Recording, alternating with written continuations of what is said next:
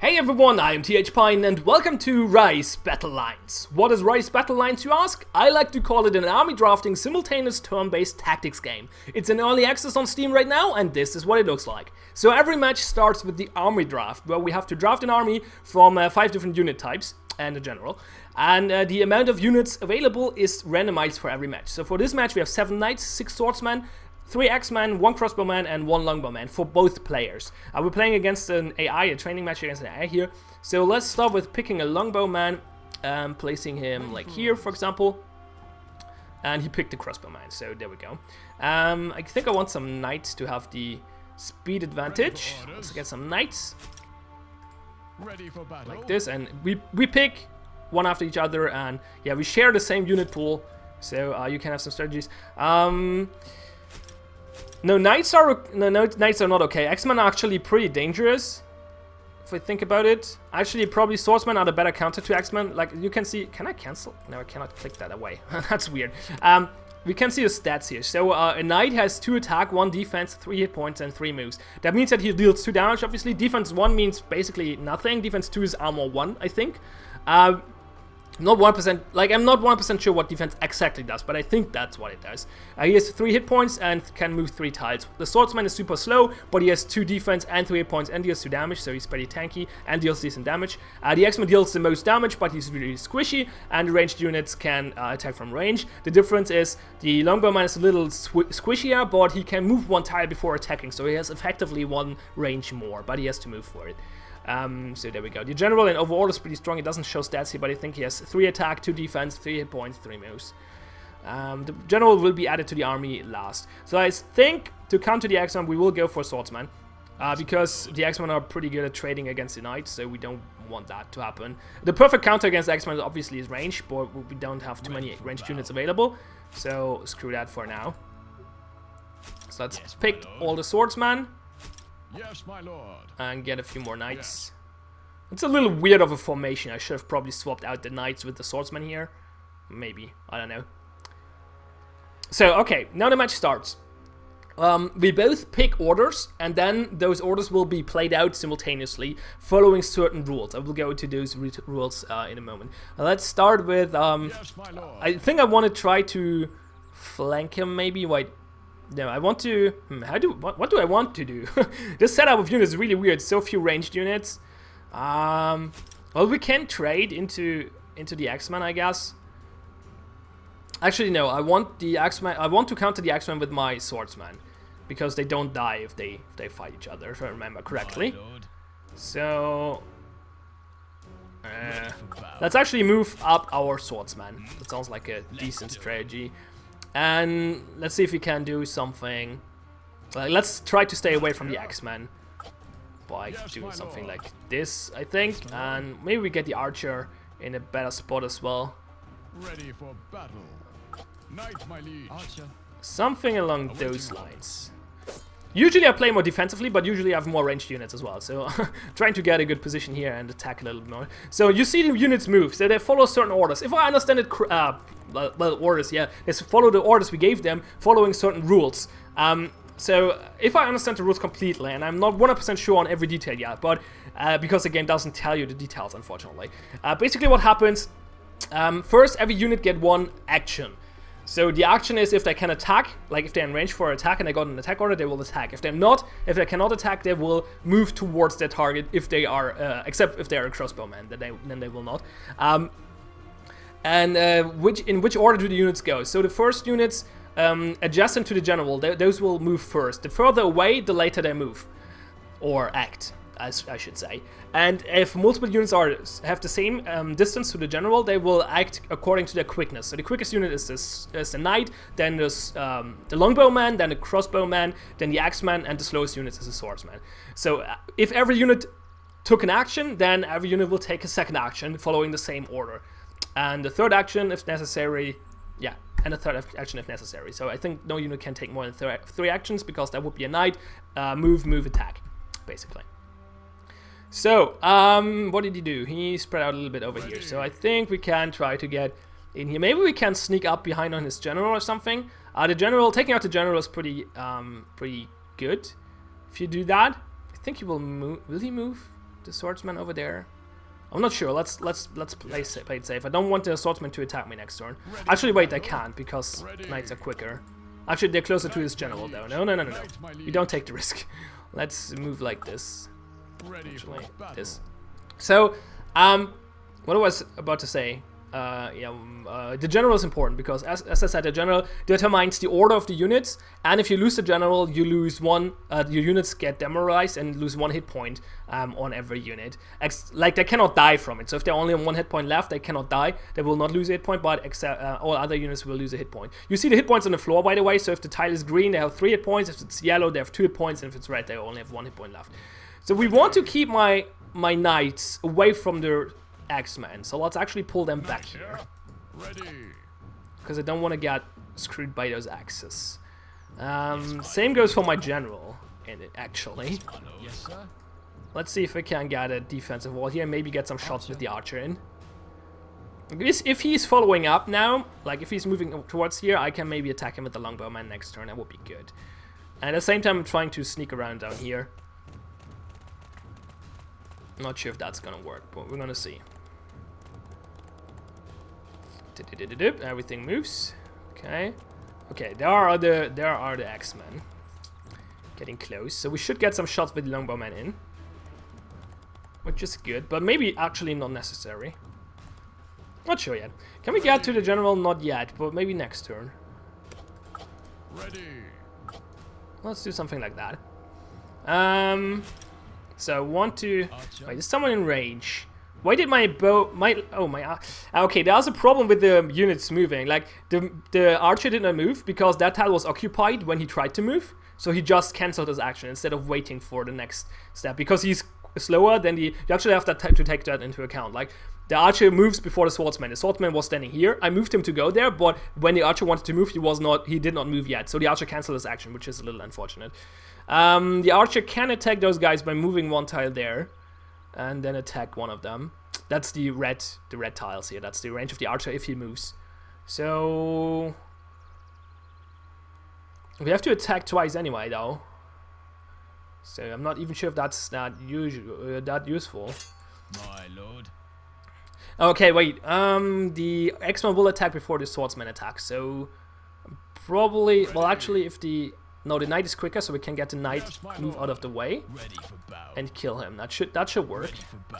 Try to kill him as well. Yes, my lord. And the rest then stays where they are for now. Ready for orders. Ready for battle. Let's see if that works.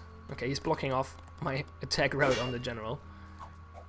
Actually, they cannot take a hit from them. Okay, that's unfortunate. Actually, I'm not sure if, like, I'm still not 100% certain if it makes a difference if my units attack first or if their units attack first. That's a pretty bad trade-off here. That's not good. Yeah, it definitely makes a difference. As you could see here, I took 2 damage, he took 1 damage. So I'm not quite sure how the rules work in detail yet. Still a little uncertain. There we go again, 2 damage, no damage. The game doesn't explain it. I'm just assuming that attacking gives you an advantage. Maybe if you're defending, your defense doesn't work or something. I don't know. Yes. It's a little strange. It's a really bad situation I'm in here, though. I might lose this. That would be the first match I lose. Ready for orders. General, my lord. Ready. Let's see. How do we do that? Does this make sense? Kind of. Actually, we probably do this instead. Because the general should be able to kill the crossbowman on his own.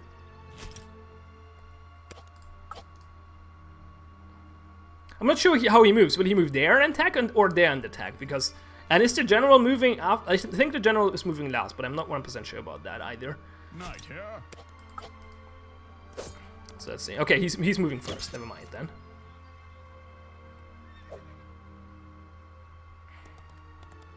I might very well lose this. But yeah, you could see again, 2 damage, 1 damage. There again. Ah, God damn it. Not sure how that works. Oh, this might be the first match I lose. Okay, so far I did win every match against the AI. But yeah, the game doesn't explain the mechanics too well. It explains the basics, but not the super detailed. So we got the crossbowman. And we got his knight. So let's actually pull back the general, because I think that sounds like a good idea. Archer here. We can attack his general, which is probably a good idea. Ready. And we want to protect the archers. Something like that, maybe. Now his general moved last. I'm still uncertain how it works. That's maybe my biggest complaint about the game. Like, it doesn't explain the rules in detail, and you have to guess a little bit, Yes, my lord. which is unfortunate. I would attack him, but the problem is that means that the swordsman is probably gonna kill my archer. I don't want that to happen. Or can I kill him before he kills me? Probably not. So let's not take that risk and instead pull the archer back here. General.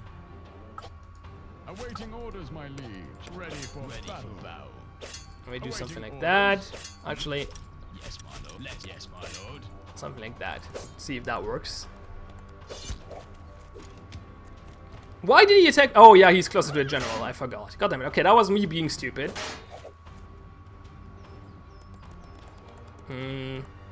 Think we're gonna lose. Well, we might lose this. I'm not sure yet. We have basically the same army, but I took more damage. So yeah, I basically have 1 hit point left, less than him. So I have to Orders. somehow play this out better than him. General, my lord. Knight, my liege. Let's do 'em. Let's attack his general and see if we get away with that. So both knights fall. Both swordmen fall. Okay. There we go. There we go. Okay, we're winning now. That's good. That's good. Okay. Should be fine doing this, I think. I'm actually not sure how much damage the general do to each other. Oh fuck. Well, like, anyway, I win. So it's fine. So there goes that. So the game is actually, I kind of like the mechanics. It's fairly interesting. Like, the drafting is a cool idea. There could be more units, but I mean, it's basically balanced around those 5 types of units. So adding more units might be a good idea in the later run, but like in the long term. But to get into the game, 5 units is probably good. As I said, it doesn't explain too well how everything works. Like, you have this menu that explains stuff to you, but it's not going into detail which units move when and how attacking deals more damage or what defense does. Wait, that's the wrong stats. God damn it, I hope... Their servers are screwed. That's my multiplayer stats. The servers are a little bit under pressure right now, so this might actually bug out now and not do anything. We just have to wait it. So wait for it to finish. So, because we cannot click anything as long as it does that. I should not click it again. It might restart it. So yeah, that's a little unfortunate. Overall though, so what is there content-wise? There is training match against the AI. The game's in early access, as I said. They plan on having it in early access 4 to 6 weeks, and what they're aiming for is to improve the AI and add more AI difficulty levels. Right now there's only 1 training match against 1 AI. I did not lose 1 match yet. I was a little scared losing this one, but before that every other match was a piece of cake. So there's a tutorial, which is basically a training match with some boxes telling you what to do, and there's multiplayer, because this game is obviously multiplayer focused. So there's playing against a friend online or locally, where you do pass and play. So you give your orders, then preferably with your friend not looking at the screen. Oops, sorry. Then your friend giving orders, and then you play out the turn and then rinse and repeat. Or you play online, which works as against the AI, I guess, or against other people playing ranked multiplayer. Basically, you get like points, rank points. So the biggest issue obviously is there a player base? Oh wait, offlane mode, goddammit. Let's see if you can connect. So is there a player base? No, there is not. Who would have expected that? It's another indie game which is not free to play, which is multiplayer focused. They all have the same issue. Okay, fair enough, this game is fairly cheap. It costs only $5 right now. They will improve the price, increase the price when they leave early access and go into full release, but right now it's only $5. Still, there's no player base around. So if you want to play this, almost now. I got a match going yesterday, but there's like less than 10 people online all the time. If at all. So if you want to play the game, you have to either play it. Yeah, you have to play with friends, either online or local. That's my advice. So I think like the matches against the AI are fun for a while, but they get pretty boring. Maybe if they improve the AI, there can be some fun. Can be Sorry, I'm rambling. If they improve the AI, the training matches against the AI might actually get worthwhile and be fun for a while. But overall, if you want to play the game for a little longer, you obviously want to play against human people, human enemies. So you probably want to play against friends. If you don't have friends to play it with, take a look at the community yourself. I mean, there are the websites Steam Shards, Steam Spies, SteamDB. Check it out. Check how many players are online, and you're gonna see if there's a player base or not. Probably not, to be fair. Probably not, because multiplayer focused, non-free to play indie games on Steam without a great marketing budget. It's always the same, right? I feel like I'm repeating that every freaking video I make. I'm playing too many of those games. So yeah, it's the same complaint as always. Okay, let's go offline mode so I can at least show up the option menu. You can change your emblem, which is kind of cute. You will see it in the online rank mode, or I think you saw it in the offline mode as well. And you have like as I said, you get a ranked, like it's a ranked mode, you get like points for winning and stuff. So it's actually a good idea, but yeah, without the player base, it's not worthwhile. The option menu is so and so. So we have separate sound sliders, that's great.